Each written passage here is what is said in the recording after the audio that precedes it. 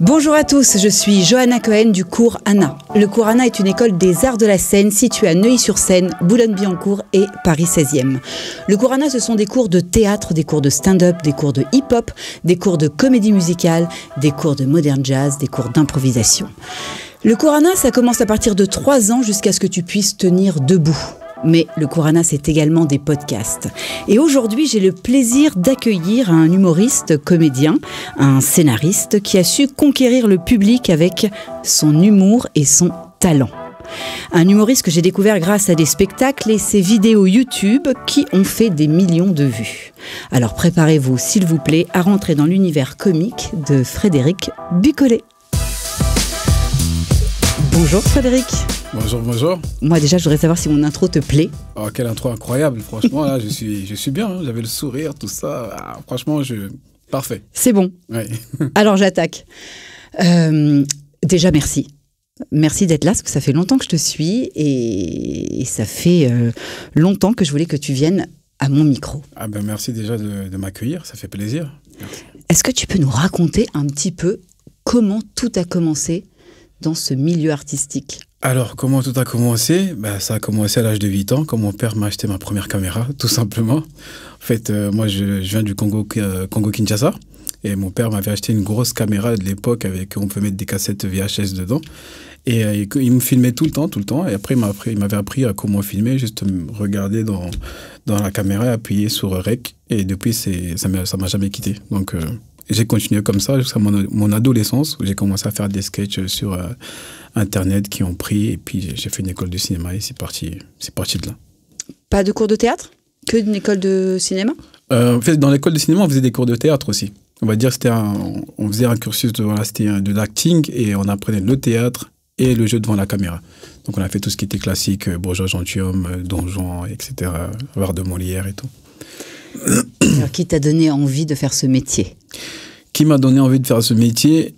Alors, je pense que c'est lui de Finesse. Oui. Parce que mon père, on regardait beaucoup de films avec mon père, que ce soit du Eddie Murphy, Jim Carrey, lui de Finesse. On regardait beaucoup de films, beaucoup de cartoons aussi. Et en grandissant, j'ai juste continué à faire en fait ce que je voyais à la télé avec mon père, et avant même de savoir que c'était un métier. Et un jour, en fait, c'est mon prof de français.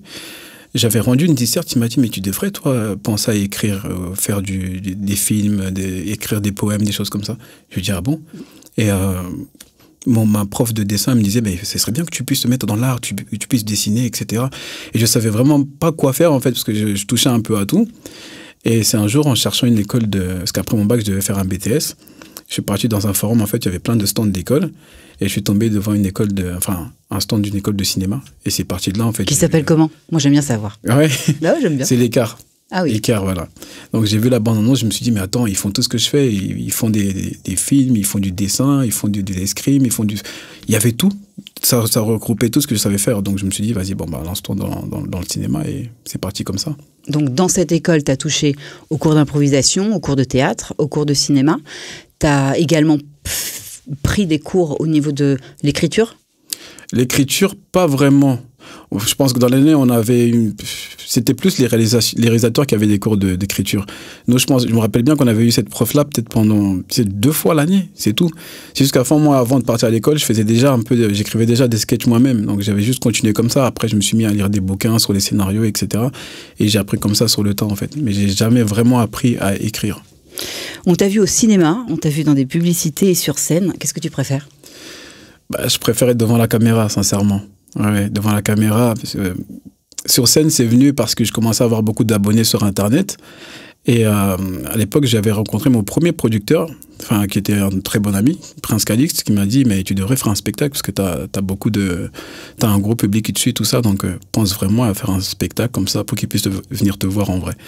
Je me suis dit, pourquoi pas, de toute façon, j'ai une histoire à raconter, allez, c'est parti. Et c'est comme ça que j'ai écrit mon premier spectacle, en fait. Mais je préfère être devant la caméra. Ton premier sketch? Mon premier sketch? Ton premier sketch, la première histoire qui a fait rire? Alors, je me rappelle très bien, déjà. Je crois que c'était en 2008, 2007-2008. Faut savoir qu'avant de commencer mon école de cinéma, j'avais travaillé pendant 1 an en tant qu'électricien. Donc j'étais sur un chantier, je travaillais en tant qu'électricien, c'était à ma pause déjeuner, je mangeais un sandwich avec une côte de porc dedans. Ah. Et j'avais un pote en fait qui était là, et je savais qu'il allait improviser. Il me suivait toujours dans mes délires. Et j'avais une petite caméra, un appareil photo numérique. Je lui ai donné, je lui ai dit, tu sais quoi, filme-moi. Il me dit, qu'est-ce que je lui dise? Je lui ai dit, t'inquiète pas, demande-moi juste qu'est-ce que je mange. Il me fait, mais qu'est-ce que tu manges? Et là, je lui dis, je mange du côte de porc dans du pain, je l'ai halalé ce matin. C'est parti comme ça. Il me dit, mais attends, t'es pas musulman, tu sais, halalé, machin. Et en fait, cette vidéo, elle est sortie sur Internet et les gens pensaient vraiment que c'était réel, que c'était pas un sketch.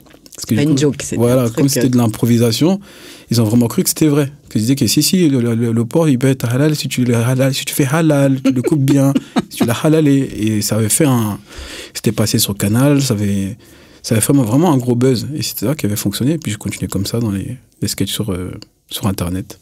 C'est quand même fou, non? Ouais, mais moi, je ne me rendais pas compte à l'époque. Hein. J'ai jamais fait attention à tout ce qui est vu, etc. Pour moi, c'était juste de la rigolade. J'étais là, je rigolais avec mon pote, c'est tout. J'avais vraiment pas fait attention à ça, en fait. Après, quand ça a commencé à prendre de l'ampleur, je me suis dit, oh, qu'est-ce qui se passe? Il y avait ceux qui disaient, ouais, comment ça, tu parles de notre religion, comment ça? Puis il y avait un bordel autour de ça. Comment tu trouves l'inspiration pour tes sketchs ou tes vidéos Insta?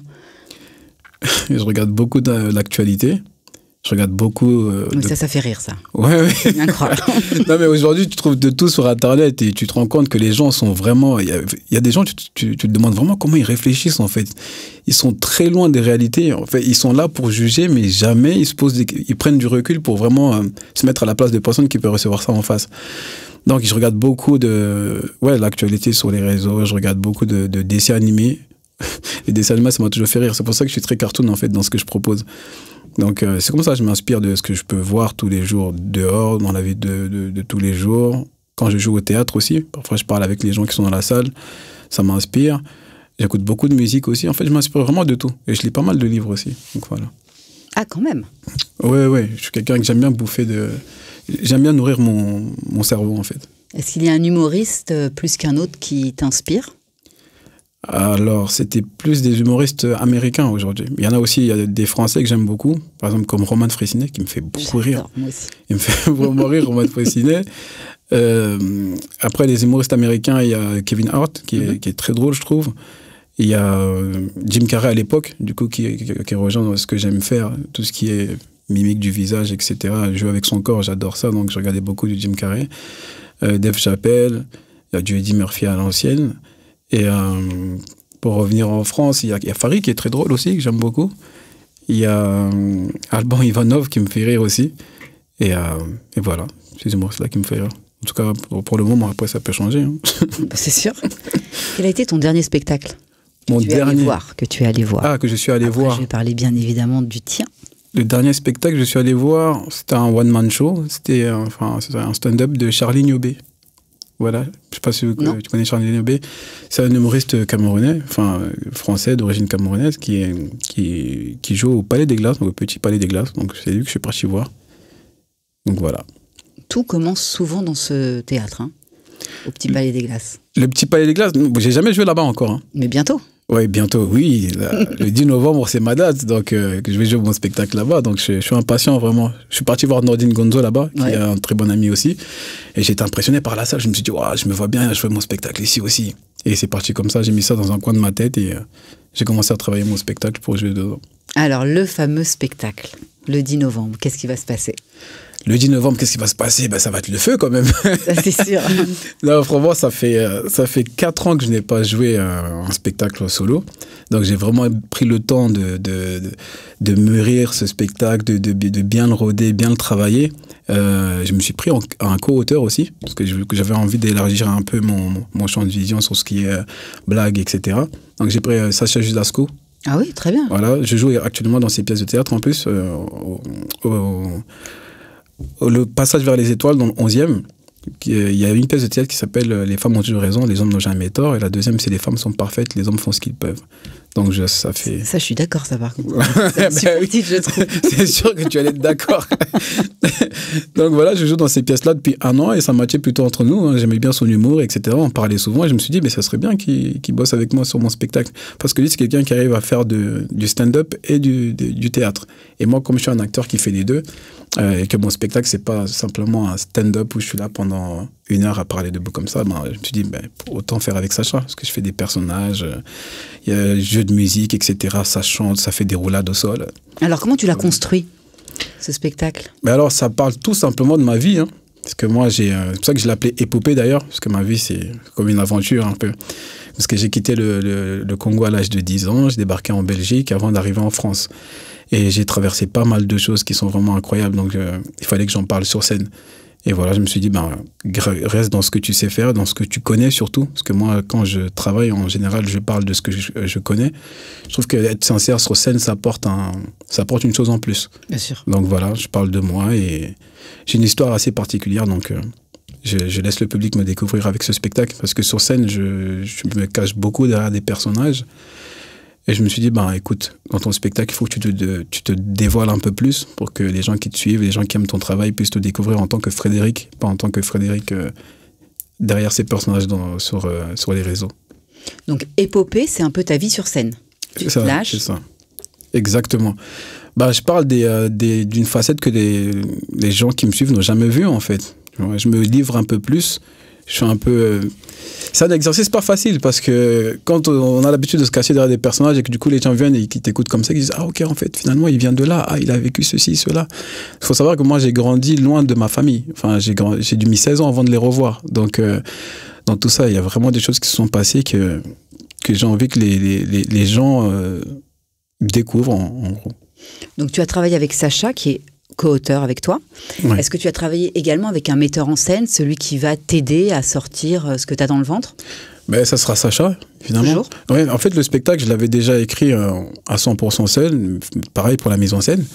Et justement, comme je disais tout à l'heure, je voulais un peu élargir un peu plus pour toucher un autre public. Parce que souvent, quand on parle de une histoire personnelle, on a tendance à avoir comme si, par exemple, moi, qui suis originaire du Congo, ben, quand je vais parler, je vais souvent avoir des mimiques ou avoir des sujets qui vont toucher beaucoup les Congolais ou la communauté africaine. Et je me suis dit, ben, le fait d'avoir un metteur en scène qui, en général, écrit largement, apportera un plus sur mon spectacle. Donc, c'est pour ça que j'ai pris Sacha aussi en metteur en scène. Et effectivement, j'avais raison, parce que quand on travaille, il y a des moments, il me dit « Ouais, ça, tu devrais plutôt partir dans cette direction-là, etc. » Et ça m'offre un peu plus de possibilités, donc c'est vraiment bien. Cool. Est-ce que tu continues encore à prendre des cours d'impro? Des cours d'impro, non. Non, pas vraiment. Après, comme je disais tout à l'heure, moi, depuis 8 ans, je fais que de l'impro chez moi. Dans ma famille, on est tous des comiques, donc on rigole beaucoup et j'essaie de faciliter à être assez à l'aise avec les gens. Donc, j'arrive à très, très vite... cibler. Voilà, cibler et envoyer des petites vannes, donc ça va. Un peu stressé avant de monter sur scène? Quand même, ouais. Je pense qu'on m'avait déjà dit une fois, le stress va avec le talent. Bon. Wow. Le jour où je ne serais pas stressé, je serais un peu en panique. Mais c'est toujours même, mais c'est du bon stress. C'est le stress de vouloir bien faire et d'être... Je suis impatient de montrer ce que j'ai préparé, donc c'est du bon stress, mais ça va aller. T'es impatient. Est-ce qu'il y a des petits tips comme ça que tu te mets avant de rentrer sur scène? Est-ce que, je sais pas, je te dis n'importe quoi, est-ce que tu bois de l'eau? Est-ce que tu te donnes des claques? Est-ce que tu cries? Est-ce que t'as des... Je sais pas, est-ce que tu as des petits trucs comme ça que tu fais? Ouais. Alors moi, souvent, je me parle à moi-même devant le miroir. Parce qu'il faut savoir que j'ai ce petit truc, depuis que j'ai quitté le Congo à 10 ans, ça m'avait vraiment changé en tant que... Parce que j'ai grandi très vite en tant qu'enfant, en fait. Et j'ai l'impression qu'au fond de moi, il y a toujours ce petit garçon de 10 ans. Et à chaque fois, à chaque étape de ma vie, j'arrive à me convaincre tout seul que ça va aller. T'inquiète pas, on a ça comme projet, on est venu pour ça, ça va aller. Donc je me mets toujours devant un miroir et je me dis, voilà, je me dis, hey, ça va aller. Si t'es ici aujourd'hui, c'est pas pour rien. T'as fait un spectacle, t'as fait un deuxième spectacle, tu joues dans des pièces de théâtre, tu écris des sketchs, ça fonctionne. Donc, aie confiance en toi, t'es pas un imposteur, t'es à ta place, donc ça va aller. Et je souffle un peu, parfois je fais un peu comme Rocky, comme ça, là, des petits coups de poing dans le vent, et après ça va, on est parti sur scène. Les premières secondes sont décisives? Quand on rentre sur scène, ouais. Je pense. Hein. Et ben, en tout cas, quand je rentre sur scène, j'aime bien prendre je veux que le public m'encourage, tu vois. Et ça me met une puissance, je sais pas. Ah oui, tout de suite, et une fois que je suis sur scène, c'est comme si j'étais dans ma bulle. J'envoie ce que j'avais envoyé, c'est tout. Ça, après, ça part tout seul. Par rapport au travail que tu as effectué sur ce futur spectacle le 10 novembre, si je ne me trompe pas, quelle est la différence entre celui d'avant et celui qu'on va voir? Celui d'avant, c'était un spectacle assez timide, on va dire. Voilà, j'avais un peu honte parfois d'être moi-même, de vraiment me dévoiler. Aujourd'hui, bon, j'ai 37 ans maintenant, donc je m'en fous un peu. Je vais vraiment je peux parler des choses tristes qui me sont arrivées. Tu peux être toi-même, voilà, tu peux te livrer. Je peux être moi-même, je peux être plus cru parfois aussi. Bah oui, il faut. C'est ça qui plaît, j'ai envie de te dire. Parfois, savoir que nous, en tout cas dans ma communauté, on est un peu prude avec ces genres sur certains sujets, etc. Aujourd'hui, je me dis, c'est bon, t'es grand, t'as assez vécu. C'est bon, t'as 37 ans, à poil pour le prochain spectacle. Pas jusqu'à là quand même. Mais non, je suis plus libéré, plus dans la démonstration. Donc, tu crois que tu vas prendre plus de plaisir sur ce spectacle-là? Oui. Largement, parce qu'en 4 ans, quand même, j'ai vécu plein d'autres choses qui m'ont changé, qui m'ont fait évoluer. Donc, ça sera un nouveau Frédéric sur scène, en tout cas. Est-ce qu'il y a des sujets que tu évites? Des sujets que j'évite? Qui pourraient peut-être faire pour un prochain spectacle? Parce que tu seras complètement désinhibé de tout. Ouais, des sujets que j'évite. Oh là là. Franchement... En tout cas, j'évite souvent d'aller dans des sujets qui peuvent blesser des communautés, tu vois. Je sais qu'il y a des humoristes qui s'en foutent complètement. Ils savent que même s'ils n'en font pas partie, non, ça reste des blagues. Moi, je me dis, tu sais, on ne sait jamais ce que la personne de l'autre côté peut ressentir.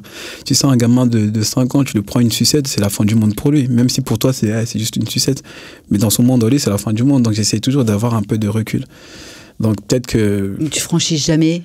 Non, j'essaie vraiment de me dire, hey, t'es là. Il y a quand même des humoristes quand même dans votre milieu qui sont waouh. Ouais. Cash. Oui, c'est des attaquants de pointe. Hein. Ils te mettent des patates dans le foie, normal, sans souci. Non, j'essaie, parce que je sais que dans ma vie, j'ai vécu des situations comme ça, tu vois. Et parfois, je peux tomber face à des personnes qui vont aborder certains sujets que je me dis, mais tu devrais pas me dire ça, parce que tu sais pas d'où je viens, tu sais pas ce que j'ai vécu. Ouais, mais ça va, c'est là. T'as 30 ans. Je dis, mais peu importe, voilà, c'est une blague, mais tu ne sais pas ce que la personne a vécu en face, donc va mollo. Donc, j'essaie toujours de faire attention. On peut rigoler de tout, mais pas avec n'importe qui, comme on dit. Donc, je me dis, ok, tu fais des blagues, tu es humoriste, mais reste dans ce que tu sais faire, dans ce que tu connais, et tout ira mieux. Donc. Moi, je suis d'accord. Est-ce que tu as d'autres passions ou d'autres centres d'intérêt? Alors, je fais beaucoup de sport. Je fais beaucoup de boxe anglaise. J'aime beaucoup c'est mon père aussi qui m'a fait mis à la boxe à 8 ans. Je dessine pas mal aussi. J'aime beaucoup dessiner, j'aime la musique. Avant, j'écrivais beaucoup de musique pour des personnes qui savaient chanter, parce que moi, je ne sais pas chanter. J'aurais aimé savoir chanter, mais... Donc voilà, le sport, le dessin, la musique, et c'est tout. Et écrire pour les autres? Écrire pour les autres, je suis en train de le faire en ce moment, mais je peux pas encore. Pourquoi j'en parle? Si je peux pas en parler, je suis fou, moi. Une petite exclue. Non, on veut des exclus, nous. Je suis en train d'écrire un film avec des potes. Enfin, des connaissances ils m'ont contacté pour me dire, voilà, on a regardé un peu ce que tu faisais sur les réseaux, on adore ta façon d'écrire et tout, ça serait intéressant que tu puisses faire partie du projet. Donc j'ai regardé un peu le synopsis de leur projet, j'ai bien aimé, donc là je suis en train de travailler un peu avec eux, je les aide un peu. Mais oui, je pense qu'un jour, le jour viendra où j'écrirai vraiment un spectacle pour d'autres personnes ou des sketchs pour... Donc tu as envie? Oui, ça c'est sûr. Oui. J'ai trop de conneries dans ma tête pour regarder tout pour moi tout seul. Un jour, ça sortira pour les autres. Moi, j'aimerais bien savoir une chose. T'es-tu déjà retrouvé dans une situation face à un public complètement amorphe? Il ne se passe rien, ça ne rigole pas. Si oui, comment ça se gère? Alors, tous les humoristes, je pense, passent par là. Celui qui va dire qu'il n'a jamais fait de beat dans sa vie, c'est un menteur. Moi, je me rappelle, c'était en 2013, je crois. On m'avait appelé, du coup, à cause de mes vidéos encore. Enfin, grâce à mes vidéos, je vais dire, pour faire un petit 10 minutes. Moi, je pensais apparition comme ça dans une soirée? C'était pour les Miss Sénégal, je me rappelle. Oui, si, je me rappelle très bien, Miss Sénégal. Ils m'ont dit, Frédéric, viens. Le mec, il veut plus. se souvenir du truc. Ah ouais, non, ça c'est incroyable. Pendant 15 minutes, hein, et je voulais pas partir de la scène. Mais le DJ, il mettait de la musique pour que je m'en aille. J'étais là. En fait, je suis parti là-bas. Et en fait, l'erreur que je faisais, c'est que j'écrivais comme quand j'écrivais un scénario. Alors que quand tu es sur scène, c'est pas la même chose. Il faut que les blagues arrivent vite. Il faut qu'il y ait un tempo. Ce qu'on appelle les punchlines. Voilà, les 5 secondes, il faut que ça envoie. Et moi, j'avais vraiment écrit. Mon truc était bien écrit, mais pas pour jouer devant un public. Donc voilà, pendant plus de 10 minutes, c'était un four incroyable. Ça me regardait, j'entendais les gens, même les gens mâcher leur chewing-gum pour te dire, c'était incroyable. Mais après, je suis sorti de là, je me suis dit, d'ailleurs, je suis sorti par la porte de derrière, j'ai pas dit au revoir. Non, mais c'est bien, il faut savoir tomber pour pouvoir mieux se relever. Donc, Je suis bien d'accord avec toi. Pour tous ces jeunes comédiens, nous on est une école des arts de la scène, on fait beaucoup de théâtre, beaucoup d'impro, on a ouvert depuis quelques temps une classe de stand-up avec Judith Elmaleh, que tu connais peut-être. Oui. Voilà. Qu'est-ce que tu pourrais leur donner comme conseil pour ceux qui ont envie de rentrer dans le milieu? C'est toujours bizarre quand on me pose cette question, j'ai l'impression d'être le... Non, mais je vais quand même... Oh, ça va quoi, t'as 37 ans, ça fait 20 piges que tu bosses. Tu peux quand même donner quelques petits... Mon conseil est déjà d'aimer vraiment ce métier-là, de vraiment vouloir pas le faire parce que strass et paillettes, on voit des... Non, de vraiment aimer ça parce que c'est une course d'endurance, on va dire. Donc, quand tu es passionné, tu ne vois pas le temps passer et tu prends vraiment plaisir à avoir mal, à te faire mal dans ce métier-là. Donc, il faut vraiment aimer ce qu'on fait et surtout se donner les moyens de faire bien les choses et de ne pas les faire très vite. De se dire, écoute, et surtout ne pas regarder aussi les voisins qui avancent plus vite que toi. C'est pas qu'ils avancent plus vite que toi, c'est que chacun a son moment aussi. Et ça, c'est un piège. Hein. Souvent, on est là, on travaille, on voit les autres qui avancent, on se dit, merde, comment je suis nul ou je sais pas quoi. Chacun son moment. Voilà, ça prend plus de temps parce que quand toi tu vas frapper plus fort que les autres. Donc, être patient, être passionné et surtout travailler, beaucoup de travail. Voilà, c'est mon conseil en tout cas. Ah oui. J'ai un petit message pour toi. Ah oui. Persévérance, n'abandonne jamais, sauf si t'es éclaté au sol. Ça te parle ou pas? Oui, ça me parle. Tu peux m'en dire plus? Alors ça, j'ai trouvé ça génial. J'ai trouvé ça sur Google, j'ai dit, ah ouais, ça m'étonne pas. Non, mais c'est vrai, parce que parfois, je me rappelle, à un moment donné, j'avais un ami, c'était un ami qui voulait se lancer dans ça, en fait, dans le stand-up. Il essayait, et moi, je voyais que c'était pas fait pour lui. Il essayait, et lui, en fait, quand tu lui donnais des conseils, il disait toujours, vas-y, c'est de la jalousie, etc., c'est de la jalousie. Je fais, non, t'es bon en écriture, alors écris pour les gens, ou trouve un autre moyen d'arriver dans ça, mais là, sur scène, je te jure, on a essayé, hein, et lui, il était persuadé que non, c'est de la jalousie. Fait, non, t'es éclaté, il faut accepter, tu vois, c'est comme ça. Moi, il y a des choses que j'essaie de faire parfois dans ma vie, je vois bien que c'est pas pour moi, je lâche l'affaire, ou je trouve une autre façon de les faire, mais... C'est pour ça qu'elle est du coup sur mon affiche, sur un des cartons. Ah, j'ai trouvé ça top.